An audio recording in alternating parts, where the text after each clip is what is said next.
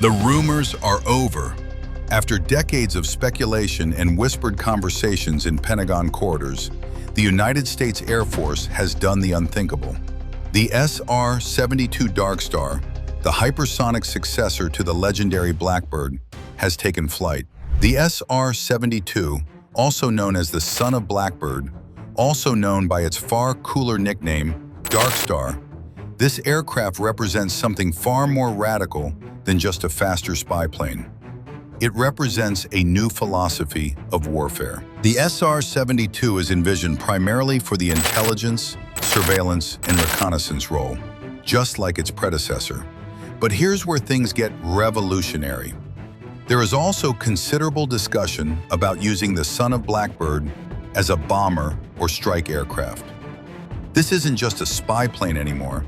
This is a dual-role platform that can gather intelligence and deliver weapons. The SR-72 is designed to fly at Mach 6. That's approximately 4,600 miles per hour. You could cover continental distances in under an hour, compressing enemy decision cycles and reducing exposure to air defense systems. In theory, this gives the United States a unique intelligence, surveillance, reconnaissance, and precision strike capability. The ability to place a sensor or a weapon over target before an adversary can meaningfully respond. That's not just an advantage, that's dominance. In a world saturated with advanced integrated air defenses, relying solely on low observable platforms may no longer suffice. Stealth helps, absolutely. The F-22 and F-35 prove that. But stealth is not invisibility, it's delayed detection.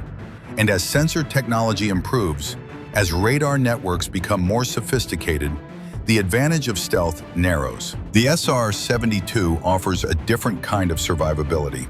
The ability to outrun, not just out-hide, the threat. Like its predecessor, the SR-71, the Darkstar represents a philosophy of speed as protection. Before we go any deeper, if you're loving this breakdown of the Darkstar and the future of hypersonic warfare, make sure you hit that like button and subscribe. We cover cutting-edge military aviation, technology breakthroughs, and defense strategy every week. And trust me, what's coming next about the SR-72 will surprise you. And there's also the question of versatility. The dual-role design of the SR-72, part reconnaissance aircraft, part strike vehicle, makes it potentially transformative. It could bridge the gap between satellites and strike aircraft, between intelligence collection and rapid kinetic response. For missions requiring deep penetration and minimal warning, there is still nothing like a manned or semi-autonomous aircraft capable of Mach 6 flight. But if the SR-72 is designed to carry weapons and strike targets at Mach 6, traveling faster than most missiles themselves, how does it avoid the catastrophic problem of destroying itself with its own ordnance? How do you fire a weapon when you're moving so fast that you risk flying directly into your own projectile mere seconds after release?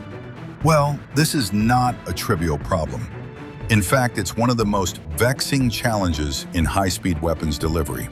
A major concern with adding weapons to the Darkstar would be inadvertent self-destruction. Running into your own projectiles after firing due to extreme speed. This was a significant reason for nixing weapons on the SR-71. When the SR-71 was being designed back in the 1960s, this exact issue came up. Engineers quickly realized that if you fired a weapon forward from an aircraft traveling at Mach 3, you'd fly right into your own projectile. The physics are brutal. The aircraft is moving faster than most conventional munitions can accelerate away from it. The Blackbird never carried weapons because of this. It was too fast for its own good. So how does the SR-72 solve this? How do you weaponize hypersonic speed without turning your aircraft into a flying liability? To put things in perspective, let's look at what else is out there. The fastest bomber ever to attain operational status is the Russian Tupolev Tu-160, called the Bely Lebed, or White Swan by the Russians, and given the NATO reporting name Blackjack. It tops off at Mach 2.0. The American-made XB-70 Valkyrie reached Mach 3.0, but never made it to the complete production phase. It remained an experimental aircraft. Meanwhile, the fastest fighter plane ever built, the Soviet MiG-25 Foxbat, has an on-paper max airspeed of Mach 3.2, but is practically limited to Mach 2.8 due to engine stress. Even the sixth-generation F-47 next-generation air dominance fighter, the NGAD, which represents the bleeding edge of American air superiority, is expected to top off at a comparatively modest Mach 2+. The SR-72 is playing in a completely different league. Mach 6 is double what even the most advanced fighters can achieve. So the weapons problem isn't just challenging, it's unprecedented. The answer lies in standoff weapons and trajectory deconfliction. The SR-72 isn't going to drop bombs or fire missiles directly forward like a conventional fighter jet. Instead, it's designed to launch hypersonic cruise missiles at angles that avoid its own flight path. One potential solution for weaponry comes from the Defense Advanced Research Projects Agency, DARPA, specifically the Hypersonic Air-Breathing Weapon Concept, or HAWC, project. As the program's official information page describes it, HAWC is a joint DARPA and U.S. Air Force effort that seeks to develop and demonstrate critical technologies to enable an effective and affordable air-launched hypersonic cruise missile. The program intends to emphasize efficient, rapid, and affordable flight tests to validate key technologies. HAWC plans to pursue flight demonstrations to address three critical technology challenge areas, what they call program pillars: air vehicle feasibility, effectiveness, and affordability. The technologies of interest include advanced air vehicle configurations capable of efficient hypersonic flight, hydrocarbon scramjet-powered propulsion to enable sustained hypersonic cruise, approaches to managing the thermal stresses of high-temperature cruise, and affordable system designs and manufacturing approaches. This is an air-launched hypersonic cruise missile that uses its own scramjet propulsion.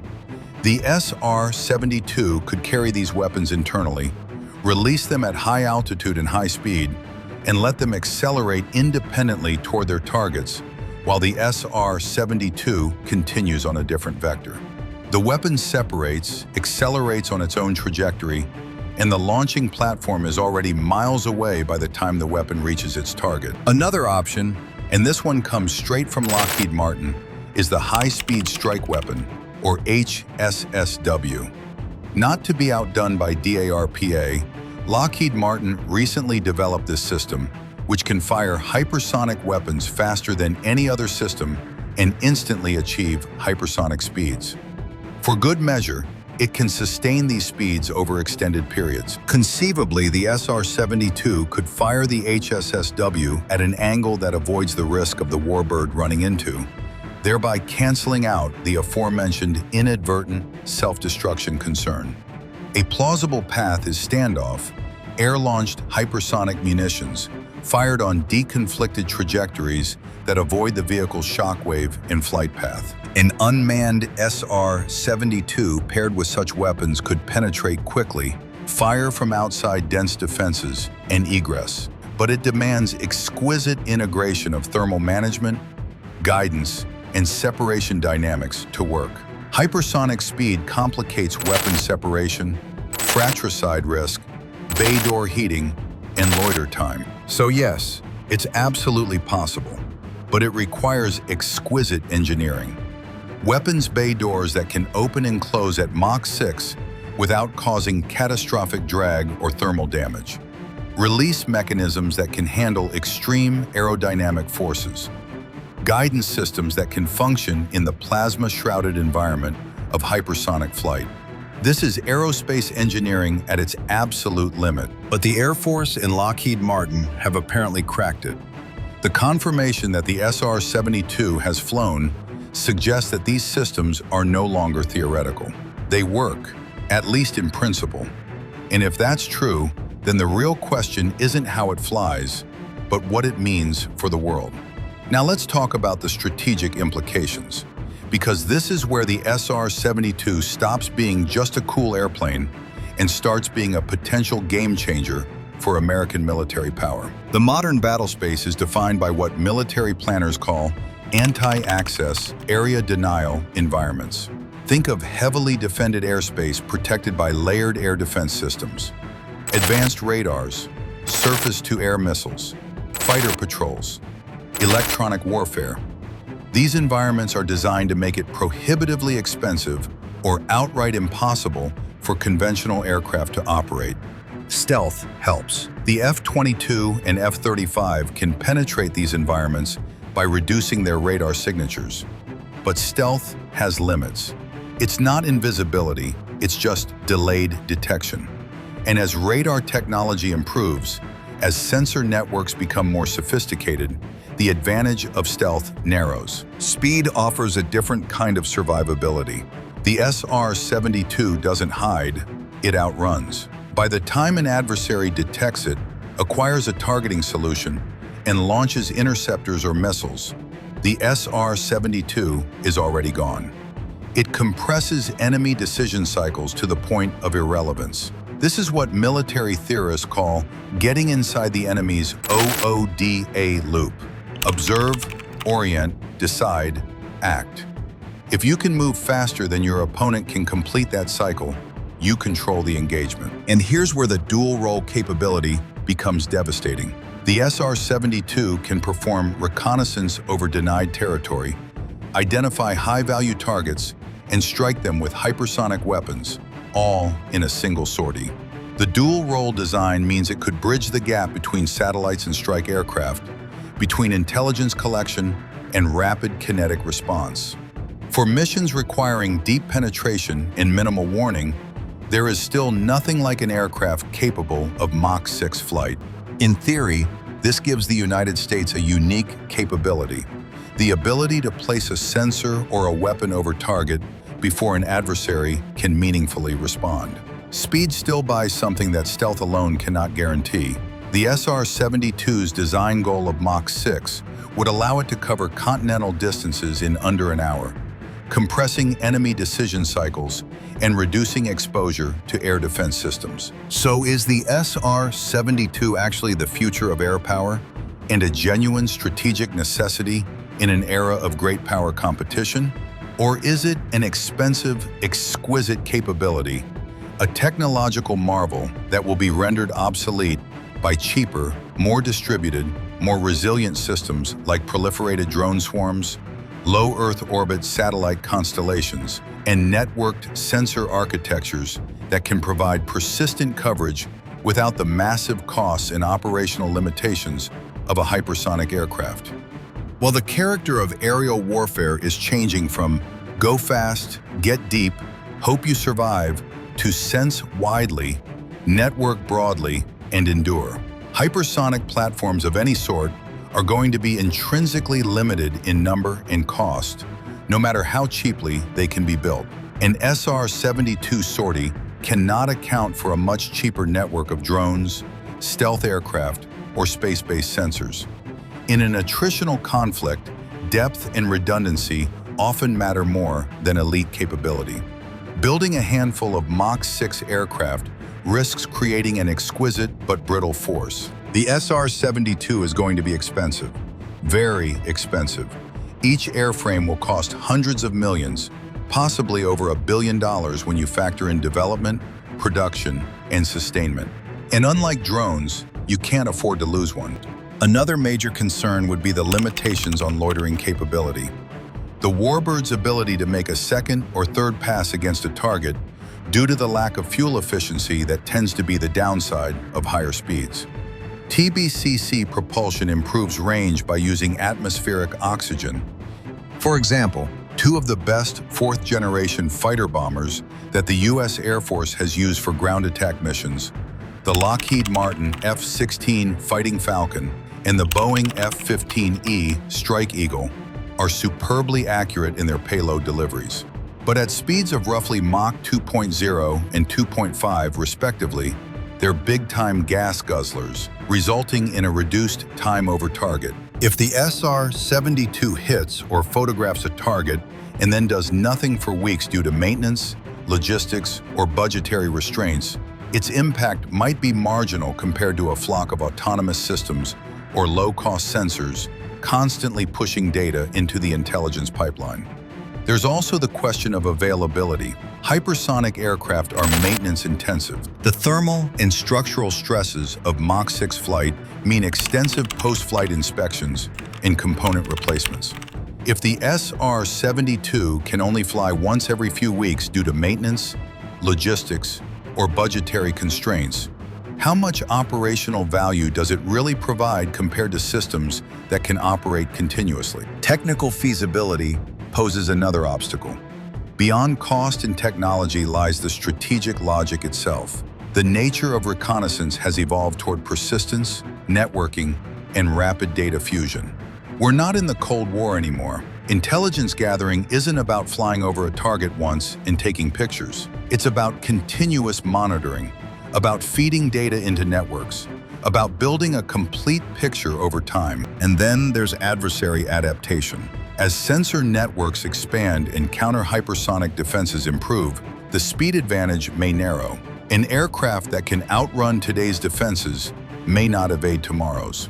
China and Russia are both developing counter-hypersonic technologies, advanced radar systems, high-speed interceptors, directed energy weapons. The speed advantage that makes the SR-72 so formidable today might narrow significantly in the next decade. The SR-72 should be understood as one piece in a layered architecture of sensors, shooters, and networks, rather than as the sole future of U.S. air power. This is the middle path. The sensible answer is hybrid. If budgets and industrial capacity allow, developing the Darkstar could preserve America's edge in high-end propulsion and aerospace engineering, an area where competition with China and Russia is intensifying. But it should be built in parallel with investments in stealth drones, low Earth orbit constellations, and resilient communications links. Pursue SR-72 as an apex, crisis-use asset while investing in stealthy drones, LEO constellations, and resilient command and control links. This blended strategy would treat the SR-72 not as a replacement for existing capabilities, but as an apex predator within a broader ecosystem, called upon rarely but decisively when speed and surprise can change the outcome of a crisis. In a crisis, when time is measured in minutes, when surprise is essential, when the target is deep inside heavily defended airspace, the SR-72 becomes irreplaceable. It can do things that no satellite, no drone, no stealth bomber can do. It can compress timelines. It can create strategic surprises. It can change the outcome. The challenge is to prevent the glamour of the Mach 6 platform from crowding out the less glamorous but essential work of building durable and distributed power. Speed still matters if it is harnessed to a durable network, so strategy dictates when to sprint and when to persist over time. Whether the SR-72 ultimately proves its worth will depend on three interlocking factors. The first is technological maturity. If the propulsion, materials, and systems integration hurdles can be cleared at sustainable cost, the aircraft might enter service as a credible deterrent. The second factor is adversary adaptation. As sensor networks expand and counter-hypersonic defenses improve, the speed advantage may narrow. An aircraft that can outrun today's defenses may not evade tomorrow's. The third and most decisive factor concerns mission definition. If U.S. strategy demands real-time reconnaissance and rapid global strike inside heavily defended airspace, then the SR-72 fills a gap. But if the priority is continuous, distributed, situational awareness, and resilience in prolonged competition, then cheaper, proliferated systems may offer a better return. But here's the twist. The SR-72 that just flew might not be the real SR-72. The Skunk Works has a long history of building demonstrators, testbeds, and technology pathfinders that never make it to full production. The aircraft that the Air Force just confirmed could be a scaled demonstrator, a proof-of-concept vehicle designed to validate the propulsion system, the thermal management, and the aerodynamics. The real operational SR-72, the one that carries weapons and sensors and performs actual combat missions, might still be years away. Some analysts believe that what flew was a smaller, unmanned test article, a quarter-scale or half-scale model designed to prove that TBCC propulsion works, that hypersonic flight is sustainable, and that the concept is viable. And that timeline matters. If the SR-72 doesn't reach initial operational capability until the 2030s, the strategic environment will have changed. Adversary capabilities will have evolved. Counter-hypersonic technologies will be more mature. The window of advantage that the SR-72 represents might be narrower than we think. Every delay increases cost and raises the question of whether new threats or technologies will make the concept obsolete before it ever flies. This is the paradox of cutting-edge military technology. By the time you build it, the world has moved on. But even if that's true, even if this is just the beginning of a long development process, the fact that it flew is significant. It means the technology works. It means hypersonic air-breathing flight is no longer theoretical. It means the United States has taken a major step toward maintaining its edge in high-speed aerospace. And there's something else to consider. The SR-72 is more than an airplane. It's America saying we are not giving up the high-speed frontier. We are not abandoning the quest for speed. We are not going to let our adversaries dominate hypersonics while we sit back and watch. If America abandons the SR-72, it risks surrendering the high-speed frontier to others. If it overinvests in it, it risks becoming fast but fragile, an echo of past empires that built wonders when what they needed were networks. Mach 6 flight may still have its place, but only as part of a larger vision that values connection over spectacle, resilience over reach, and balance over bravado. In that sense, the real question is not whether we need a Mach 6 spy plane, but whether we have the strategic discipline to make speed serve strategy rather than the other way around. The SR-72 Darkstar is more than an airplane. It is a test of how the United States conceives of power in the 21st century.